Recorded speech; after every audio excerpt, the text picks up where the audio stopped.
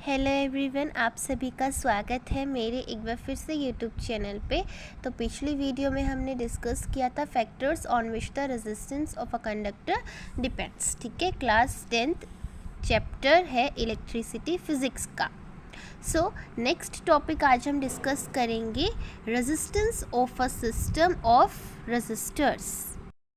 सबसे पहले इस टॉपिक के अंदर दो मेथड होते हैं टू जॉइनिंग द रेजिस्टर्स, कि आप किसी भी रेजिस्टर को किस वे से, किस मेथड से क्या करते हो, ज्वाइन करते हो किसी भी इलेक्ट्रिक सर्किट को। ठीक है, तो इसके अंदर क्या होता है, basically you should have together having resistance R1, R2 and R3 respectively, so then the R join end to end resistors are said to be the connected in a series। अगर किसी भी सर्किट के अंदर किसी एक चीज़ का, यानी ये सर्किट है आपका, तो एक रेजिस्टर का रेजिस्टेंस क्या है, R1 है, R2 है, R3 है।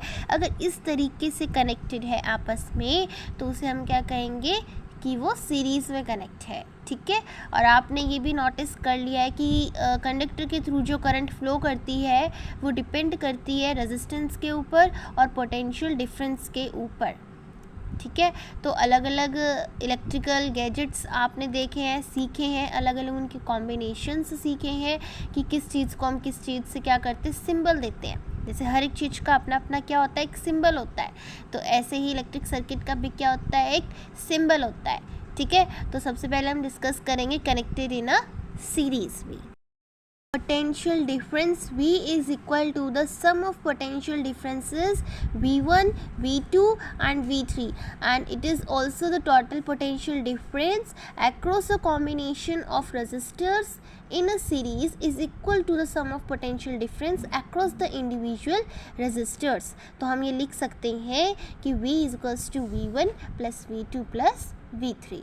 ठीक है, उसके बाद बात आती है कि रेजिस्टेंस क्या आर दे दिया हमने, उस चीज़ को आर से क्या कर दिया, डिनोट कर दिया। पोटेंशियल डिफरेंस को हमने वी से डिनोट कर दिया। सो देन हम क्या अप्लाई करेंगे, ओम्स लॉ अप्लाई करेंगे in the whole the entire circuit. इस पूरे एंटायर सर्किट में हम क्या करेंगे, ओम्स लॉ को अप्लाई।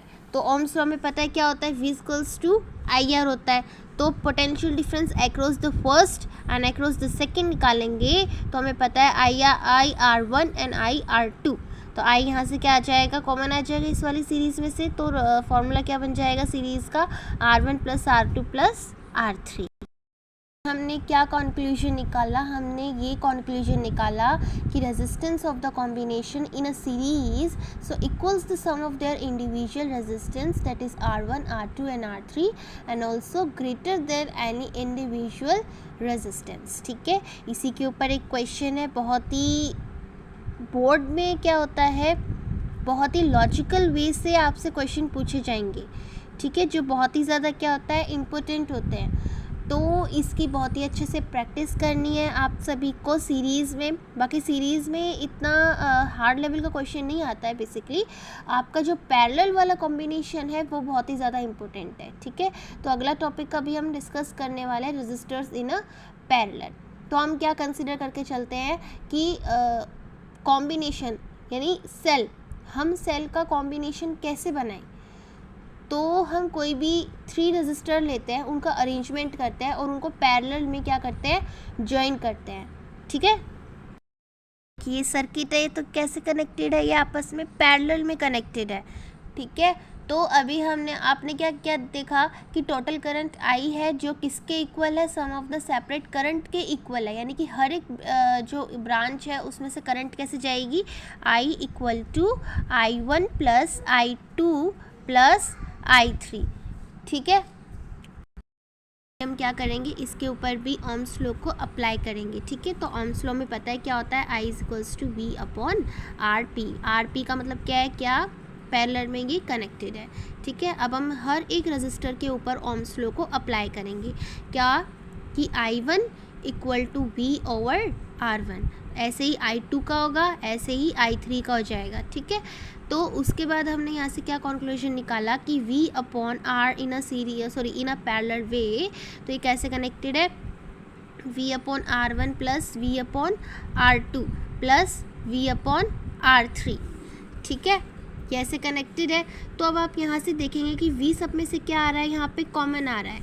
क्या आ रहा है? कॉमन आ रहा है। तो v को कॉमन कर लो, so that is i upon R P क्या आ जाएगा, 1/r1 plus 1/r2 plus 1/r3।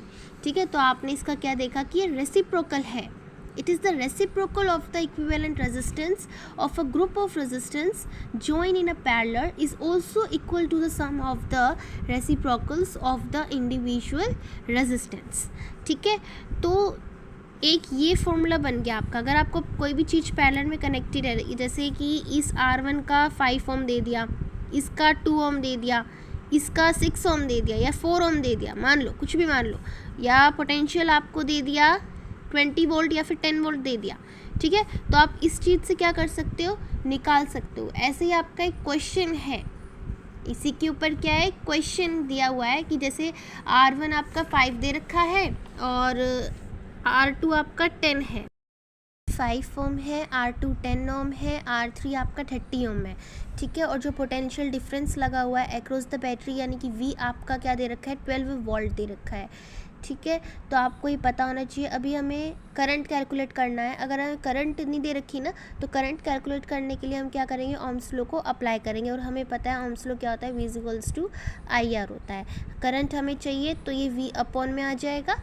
ठीक है, तो कैसे हो जाएगा ये, I = V अपॉन R1, क्योंकि हमें I1 निकालना है। सबसे पहले R1 हमें दे रखा है, I1 हमको निकालना है, V हमें 12 दे रखा है और ये कितना दे रखा है आपका 5। तो यहाँ से कितना आ जाएगा 2.4 एम्पियर। ऐसे ही आप दूसरी करंट के लिए निकालोगे I2। ठीक है, तो V हमें पता है कितना दे रखा है 12 और R2 की वैल्यू कितनी दे रखी है, क्वेश्चन में 10 दे रखी है, तो यहाँ से आ जाएगा 1.2 एम्पियर। ठीक है, ऐसे ही आप तीसरी करंट के लिए निकालेंगे। तो तीसरी करंट के लिए वोल्टेज आपको 12 दे रखी है। देखो वोल्टेज सभी की सेम है, potential difference across the battery सभी के लिए V क्या है, सेम है, 12 दे रखा है और अपॉन में 30 ओम। तो यहाँ से ये कट के कितना आ जाएगा 0.4 एम्पियर। क्लियर है। अब हमें निकालना है टोटल करंट। तो टोटल करंट यानी कि आप टोटल करंट कैसे निकालोगे, I1 plus I2 plus I3 करके निकालोगे। तो I1 यानी कि पहली करंट हमारी आई है 2.4, दूसरी करंट की वैल्यू मेरे पास है 1.2 और तीसरी करंट है मेरे पास 0.4। इन सभी को ऐड करोगे तो यहाँ से आ जाएगा आपका 4 एम्पियर। तो टोटल करंट हमें नहीं पता था, वोल्टेज गिवन थी, R1 R2 R3 गिवन थी, करंट हमें नहीं पता था। तो हर एक रजिस्टर के अक्रॉस हम करंट निकालेंगे। I1 का हमने अलग निकाला, I2 का अलग निकाला, I3 का अलग निकाल दिया by the applying the Ohm's law. फिर उसके बाद हमने टोटल करंट निकाली है और फिर उसके बाद हम क्या करेंगे, अब टोटल रेजिस्टेंस निकालेंगे। तो इन अ पैरेलल कनेक्शन हमें पता है फॉर्मूला क्या होता है, 1/R1, 1/R2 और 1/R3 होता है। तो R1 की वैल्यू कितनी दे रखी थी क्वेश्चन में 5, R2 की वैल्यू थी 10 और R3 की वैल्यू कितनी थी 30। ठीक है, तो इस जब आप इस पूरे को सॉल्व करोगे, एलसीएम वगैरह ये सब कुछ लेके करेंगे तो आंसर आएगा 1.3। तो यानी कि इन अ पैरेलल कनेक्शन आपका कितना आ गया, 3 ओम आ गया। ठीक है, सबसे पहले क्या करना है, अलग अलग करंट की वैल्यू निकालनी है, फिर उन सभी करंट को ऐड करना है और जब आपकी ये वैल्यू आ जाएगी फिर आपको पूरा क्वेश्चन कंप्लीट करना है। ठीक है, तो बहुत ही ज़्यादा इम्पोर्टेंट क्वेश्चन था। नेक्स्ट अभी हम चलेंगे आगे कि इन अ सीरीज़ सर्किट आपने देखा था कि करंट क्या है, कांस्टेंट रहती है। पूरे इलेक्ट्रिक सर्किट के अंदर क्या रहती है, कांस्टेंट रहती है। ठीक है, अब जो इलेक्ट्रिक हीटर है वो सीरीज़ में होता है। क्यों होता है, क्योंकि उनको करंट की ज़रूरत होती है in a widely different values to operate the properly, ताकि वो अपने आप को प्रॉपर वे से क्या कर सके, ऑपरेट कर सके। ठीक है, और दूसरा अगर मेजर डिसएडवांटेज अगर हम देखते हैं सीरीज सर्किट का, तो एक कंपोनेंट अगर फेल हो जाता है, मान लो एक कंपोनेंट काम नहीं करता है, तो पूरा सर्किट क्या हो जाता है, काम नहीं करता है, उसके कंपोनेंट कोई भी काम नहीं करते हैं। क्योंकि क्या, अगर एक ही फेल हो गया तो बाकी भी फेल हो जाएंगे ना। अगर एक काम नहीं करा तो दूसरा भी नहीं करेगा, तीसरा भी नहीं करेगा।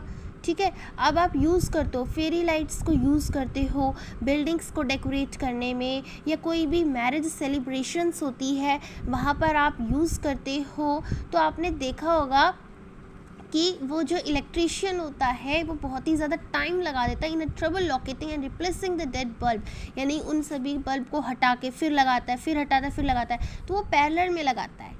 कैसे लगाता है? पैरेलल सर्किट वे में लगाता है, यानी करंट क्या हो जाती है वहाँ से डिवाइड हो जाती है। जैसे कोई भी आप गए होंगे तो ऐसे लाइट लगी हुई होती है ना, तो ये क्या है? पैरेलल में कनेक्शन। अगर ये फ्यूज़ हो गया तो ये तो जलेगा, यहाँ से करंट नहीं गई तो यहाँ से चली जाएगी, तो ये सीरीज़ में कनेक्शन नहीं होता। ये कैसे होता है? पैरेलल में कनेक्शन होता है। ठीक है, तो यहाँ से बहुत ही ज़्यादा हेल्पफुल होता है हर एक गैजेट को अलग अलग रेजिस्टेंस पे लगाना, अलग अलग करंट को ऑपरेट करना इन अ प्रॉपर वे। आज की वीडियो में इतना ही डिस्कस करेंगे। ठीक है, नेक्स्ट वीडियो में हम डिस्कस करेंगे heating effect of electric current के बारे में, उसकी एप्लीकेशंस के बारे में और पावर के बारे में। देन ये आपका चैप्टर पूरा कंप्लीट हो जाएगा।